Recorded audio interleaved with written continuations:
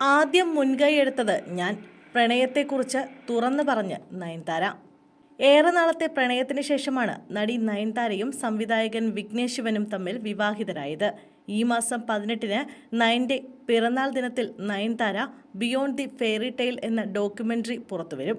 നയൻതാരയുടെയും വിഘ്നേഷിന്റെയും പ്രണയവും വിവാഹവുമെല്ലാം കോർത്തിണക്കിയ ഡോക്യു ഫിലിമാണ് ഇത്. ഗൗതം വാസുദേവ് മേനോനാണ് സംവിധാനം. വിവാഹം കഴിഞ്ഞ് 2 വർഷത്തിനു ശേഷമാണ് താരദമ്പതികൾ തങ്ങളുടെ പ്രണയകഥ പുറം ലോകത്തെ അറിയിക്കുന്നത്. 2015-ൽ ഞാനും റൗഡി താൻ എന്ന ചിത്രത്തിന്റെ ഷൂട്ടിങ്ങിനിടയിലാണ് ഇരുവരും തമ്മിലുള്ള പ്രണയം മുട്ടിട്ടതെന്നാണ് വെളിപ്പെടുത്തൽ. ഡോക്യു ഫിലിം റിലീസിന് മുന്നോടിയായി ഒരു ടീസർ കൂടി അണിയറ പ്രവർത്തകർ പുറത്തുവിട്ടിരുന്നു.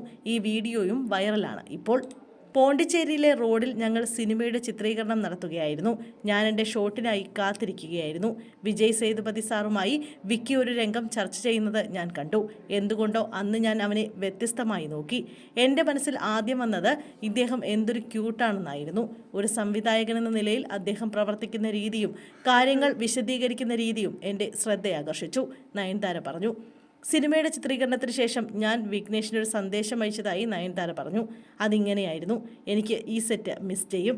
വിഘ്നേഷ് അതിന് ഇങ്ങനെ മറുപടി നൽകി: എനിക്കും അതേ അനുഭവമായിരിക്കും മാഡം. ഏതൊരാൺകുട്ടിയും സുന്ദരിയായ പെൺകുട്ടിയെ നോക്കും. ഞാൻ കള്ളം പറയില്ല. എന്നാൽ മാഡത്തിനെ ഞാൻ അങ്ങനെ കണ്ടിരുന്നില്ല, വിഘ്നേഷ് പറയുന്നു. ഇക്കാര്യത്തിൽ താനാണ് ഒരടി മുന്നോട്ട് വെച്ചതെന്നും നയൻതാര വ്യക്തമാക്കി. ഇതാദ്യമായി ഞാനൊരടി മുന്നോട്ട് നീങ്ങി.